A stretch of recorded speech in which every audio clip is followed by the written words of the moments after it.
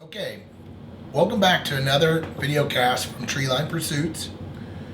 In these video casts, we're trying to put together a series of DIY help videos of just some of the things that I've learned and some of my hunting partners have learned over the 25-30 years we've been hunting big game, primarily focusing on elk and mule deer. I'm originally from Missouri, so I grew up chasing whitetails for about 40 years of my life, and then drove from the east to west to elk hunt every year. This past year I just moved to Montana, so I'm super excited to be living out west now and expanding my horizons. But over my 25 years of elk hunting, I've learned a few things the hard way, and I'm just trying to put these videos together to kind of help some of the guys maybe that are kind of thinking about certain things. And one of the things about my videos, they can be a little long sometimes because I mentioned in some of my prior videos, I like to cover the details, not just the flyover mile high. I like to dig into the deep, see what these products and see what these tactics, how they're really used and employed in the field. And so I hope you get some use out of this. Today, we're going to focus particularly on Bino packs and Bino harnesses. One of the reasons we're going to break this out is this is one of the most important pieces of equipment I think you can have as a backcountry hunter. It's probably not the most important, but it's right up there. I can put it this way. I do not go on any backcountry hunting trips at all without my Bino pack. It's become an essential part of my hunting arsenal. So we're going to break that down. So first day question we're going to answer is why would you want to wear a Bino pack?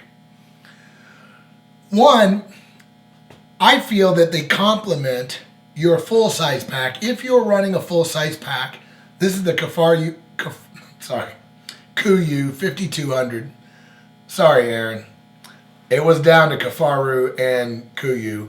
And I may still get a Kifaru one day, but I did settle on the KUIU. The KUIU 5200. And with running this pack, this seems to work perfect.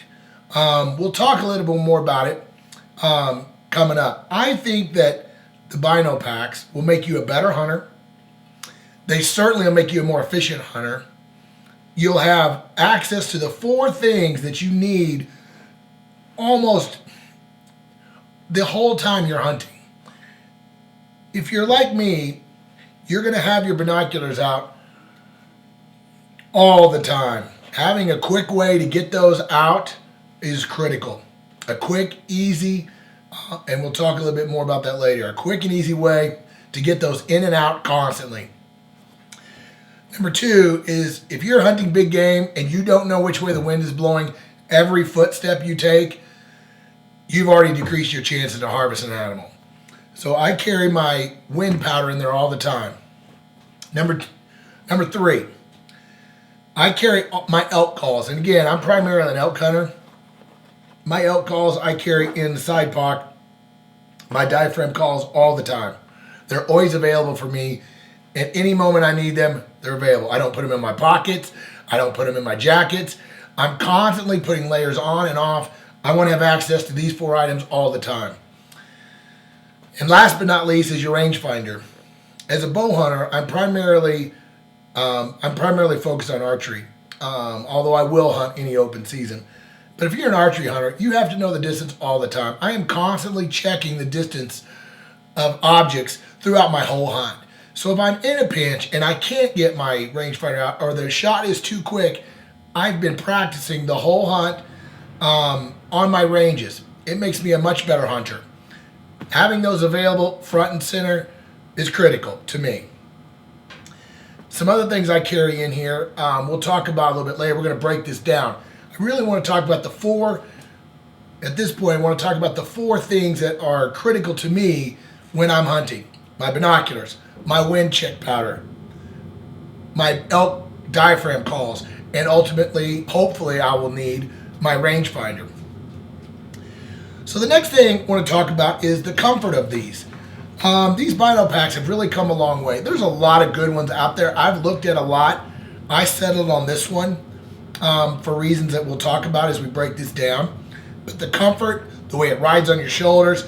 Also, you have to be careful about the way Bino packs integrate with your regular pack. The straps running around your back, over your side, and over your shoulders are going to be touching and up against your full-size pack. They have to integrate well, or you're going to have hot spots from it. Access.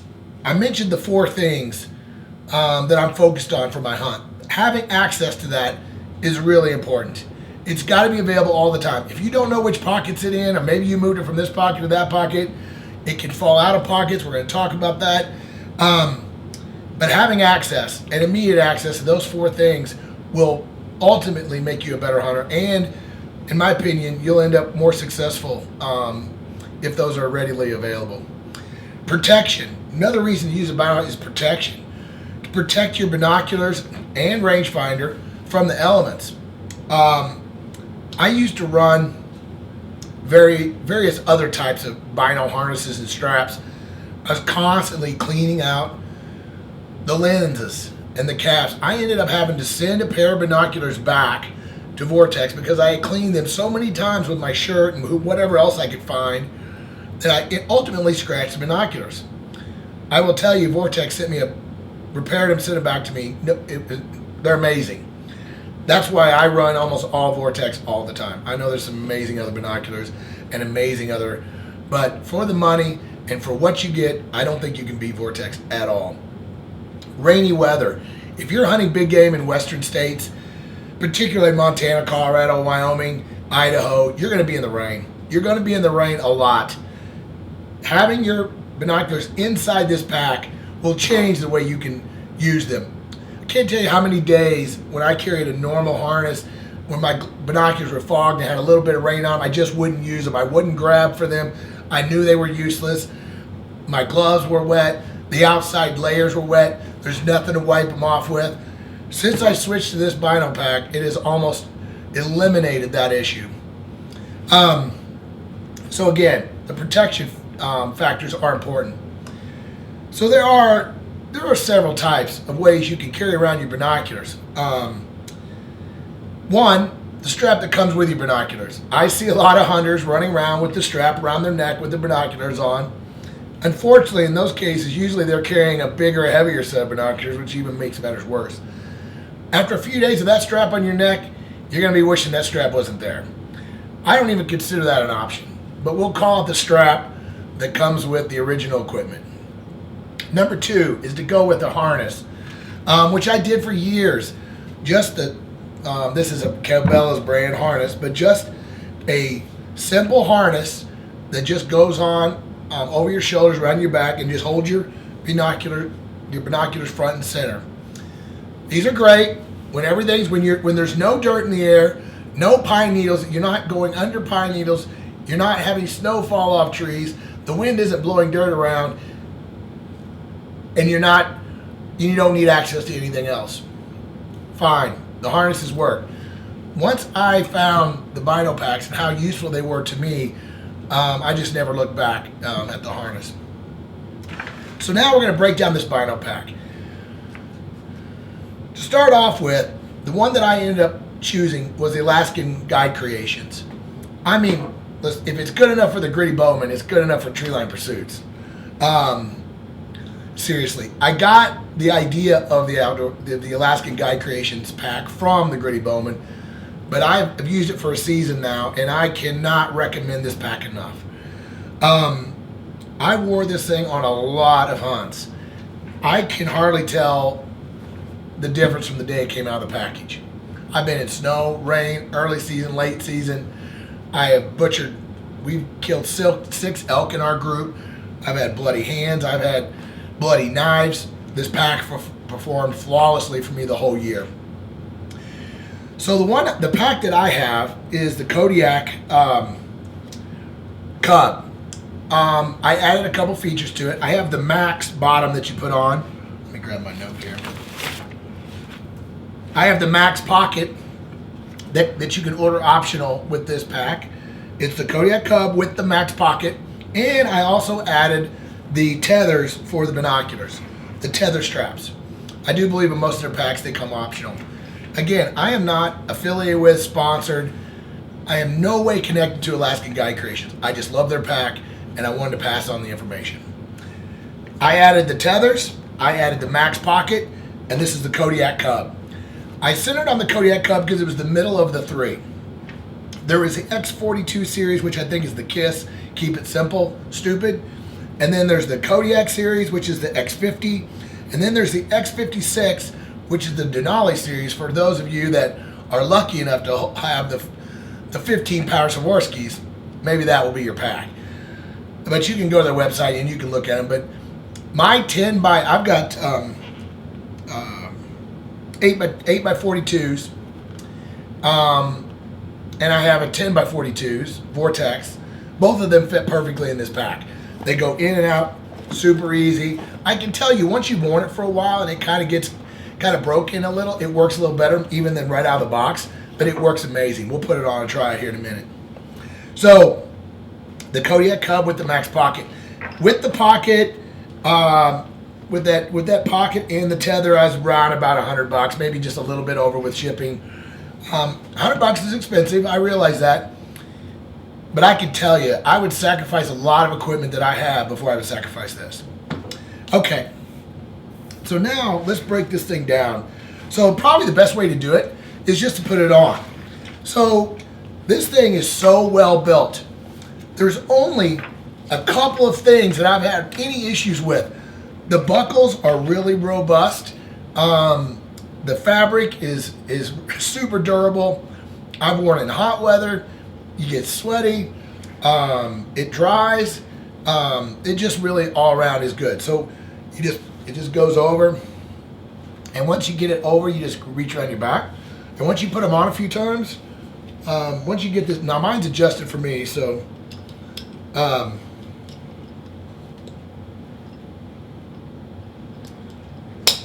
clip. One thing that I like to do is just kind of pull it a little bit when I get it on, pull the side straps, get it nice and centered where I want it to be. I like my pack riding a little bit high, right center chest, get it all centered right in the middle where I can access it right here. I want my binoculars to come straight up real quick. I don't want it down low. I don't want it flopping. The other thing with big game hunting that I didn't mention before, especially elk hunting, when you're early season archery and you're calling elk, you're moving. Sometimes you're moving quick. Sometimes you're running. Sometimes you're sprinting. If you're wearing a real loose pair of harness, or if you even worse, if you're trying to wear a strap, those binoculars are bouncing around, hitting you in the face, causing all kinds of trouble. These packs are going to stay tight. They're going to stay close to your body. They're not going to move around much if you have to move quick. So that's another benefit of having this pack on.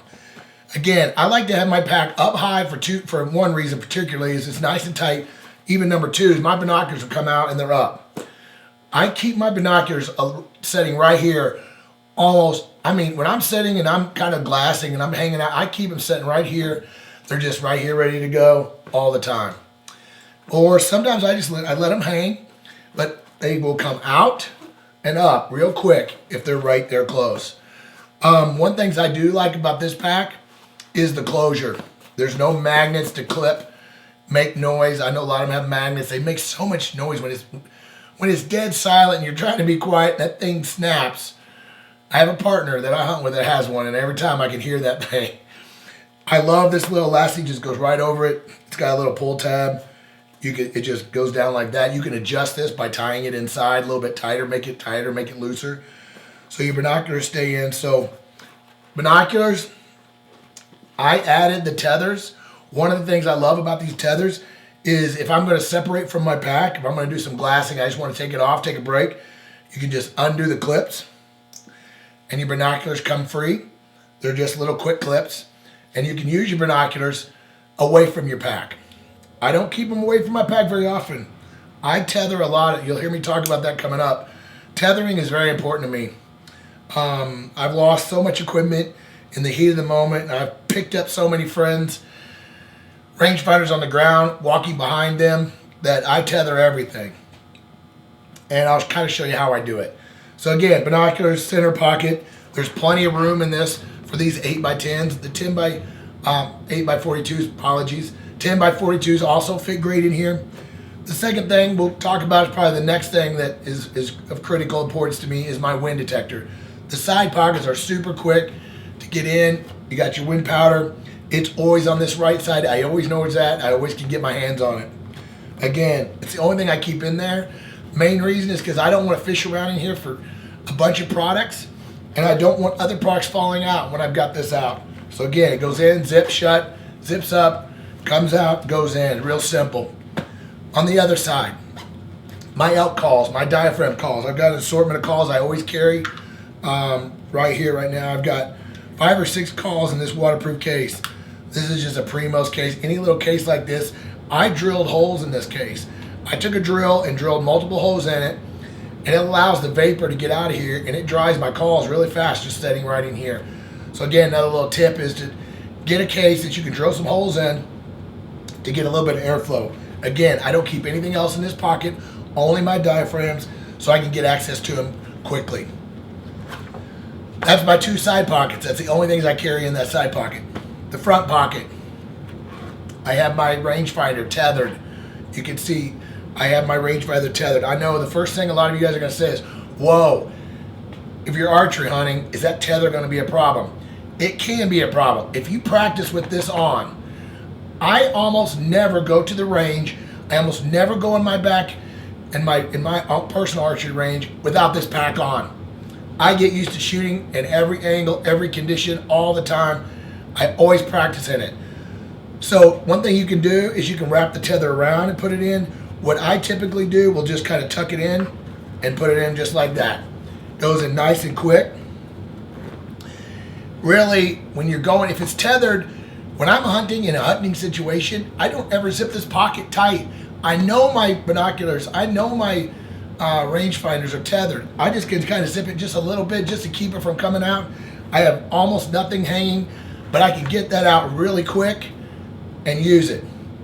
If I'm in a pinch and I'm trying to range and the animal's close, I've got this tether long enough that I can put it in my pocket. So if I'm feeling in a pinch and I'm feeling rushed for a shot and I've got to get a range instead of just letting it hang, and the potential of that getting into your bowstring, I immediately move it to the side, drop it in my pocket, and it gets everything out of the way. And then when you can get it back out and get it back in when you have a chance. But tips for that: 1, tuck in the tail when you have the time. Number 2, if you're in a rush, just put it in your pocket. Okay? The other thing I can do is you can throw it over the shoulder. I also make it where I can reach it like that. I've got these measured out. It can go over the shoulder. Straps are away from you, no problem. Over the shoulder in the pocket. Okay, so there you go with your Bino. Again, when I do it, the tether sometimes is a little bit of a pain because you kind of mess with it a little bit, but it is worth it. I picked up two rangefinders this year, my buddies hunting, that they fell out of their pocket. I said, hey, you guys gonna need this down the road? One of them was a Vortex 1000. I'm carrying, just for if you guys care, this is a Bushnell Scout 1000 DX. It's great for archery. It's not so great for rifle, I'll just tell you. The rangefinders, when they say 1,000, what they're really saying is 300 or 400, because you just don't get that. Okay, that takes care of the rangefinder. One of the other things that I love about this pack is this max pocket. I think I've seen a lot of people that have this that do not have this pocket, and I think that they may have not added it because they were worried about the bulk. With it being on the bottom, it almost doesn't even bother you. And it is so nice to have this. When it starts to get dark, if you need to separate yourself from your pack, having those essentials in that basement or the max pocket is really important to me. I have my headlight in there. This is the Phoenix HL50. This is an amazing light. If you're looking, it runs off of 1 AA battery. It's got 3 brightness settings. I will warn you, on the ultimate bright setting, it's super bright, but the battery will not last long. You've got to have access to that all the time. The second thing I carry in there is my outdoor edge knife, my outdoor edge razor knife. Again, in a pinch, I always know I have my knife with me. If I get separated from my pack, I always have my knife. The second thing I always run in here is a compass. When in doubt, always carry a compass. I don't care how many GPSs you got. I don't care how many phones you're running, how many maps you got. If you do not know which direction you're going at some point in time, I don't get this out much anymore these days, but it's always in there. The last thing I have in there is 2 batteries, black duct tape to a small Bic lighter. You cannot have enough Bic lighters. I can't tell you how many times I get back to my camp. It's been a tough day. I grab my pack. I'm setting up, getting ready to cook for food, and I'm there, and oh, my lighter's here, lighter's there. I always know I got an extra one right here. It's no weight, and plus I've always got 2 batteries. The 2 batteries will let me go a long time with my headlight. If I get separated from anything, I know that I have what I need to get by. So that's kind of what I run in this. I run those items in that bottom max pocket. And that's kind of the way I do it. Talking about the tethers. I tether my rangefinder. I tether my binoculars. I also run the Garmin Rhino 650. And I have a tether on it. It is tethered to the waistband of my large pack, my main pack, and I have a side pocket where it goes in. I rarely use my Garmin Rhino 650 much anymore. I always carry it. It's 100% with me all the time, and it always has the Onyx map chip in it. And I mainly use it for communication with my other hunting partners. Most of the guys I hunt with have these. But one of my favorite features about this pack is on the back. In this model, there is a zipper mesh pouch. I have my cell phone in there. I use Onyx maps all day, every day while I'm on a hunt. There is no time that I'm not using it. I'm either looking at aerial photos on where I'm going next. I'm looking at topo maps to try to follow a trail. I use my cell phone almost exclusively now for all of my hunting and navigation, waypoint saving, and scouting, all that. I do have, like I said, I do have my Rhino. I do have the map chip in it, so I do have access to some topos here. But you know, when you're looking at the Rhino 2-inch by 2-inch screen, I used to think that was huge. I used to think that was amazing until I started using this as a 6 Plus. This may be a little bit overkill. But man, when I'm looking at this 6 Plus and I'm offline looking at those aerial photos and topographic maps and then turning off all the layers of the roads and the trails, it just made me a better hunter immediately. I'm going to do a whole series on how I use Google Earth, Onyx Maps, Garmin Basecamp, and how I integrate them all into my scouting, my hunting, and my navigation when I'm in the field. But for now, this phone is always in here. It slides right into the back just like that. Again, I don't keep it in my pockets. It can't fall out back here. I will tell you another great feature about that. In the super cold and the super hot, iPhones and other phones tend to have problems. Batteries go dead quicker. Lots of things in the cold. How many times do you pull your phone out when it's really cold and it won't work? Or if it gets really hot, if the sun's shining on it, etc. I use that phone so much, I do not want to take a chance on losing it. I don't like him in my pockets. I don't like him in the side. But having him behind here where I can just whip this phone out and I can use it, it's just made me a better hunter. So what I mentioned about the temperatures, having this pocket in the back where you can slide this in and have that phone up against your chest keeps that phone warm enough that those batteries last the maximum amount of time. I have had incredible results from having this phone close to my body and being able to go all day with barely moving that bar. If you're setting your phone to airplane mode, the GPS will still work. You set your phone to airplane mode, you've got only the Onyx map application open, nothing else. So the phone goes in the back, it keeps it warm, it stays warm, and it maximizes your battery. I can't recommend that enough. That about covers it. My Bino pack, all the time, I've got my phone, which I use constantly. Got my wind detection powder. I've got my diaphragm calls. I've got my headlight, my outdoor edge razor knife, and my compass in the basement. I've got my rangefinders tethered in the front. I've got my binoculars tethered in the top. So that about wraps it up for the Bino. I hope you got a little bit out of this video. We just launched our website at treelinepursuits.com. We're putting up a lot of articles. I'm trying to put up a lot of articles on just some topics that I feel like I should share some information with. I am a huge DIY hunter, and I want to do what I can to help other DIY hunters. So I've started on this mission of Treeline Pursuits. I hope you'll check it out. I try to do my best to answer all the comments I can and stuff on my YouTube channel. I've got a really comprehensive 1.5 hour long gear video that has gotten good reviews and great comments. It is long, it is detailed, but if you're a big game hunter, particularly if you're just getting started or you're looking for a few things to see what other guys are doing, I think you'll get a lot of benefit from it. And then I've got a backcountry food as well. I'm starting a new series on dehydration, got some of those there. So please check those out. And again, leave me some feedback. And if you would mind, help me spread the word. You can share the Treeline Pursuits stuff. We're on Instagram and Facebook and our website at treelinepursuits.com. Thank you, and we'll be back with some more videos later.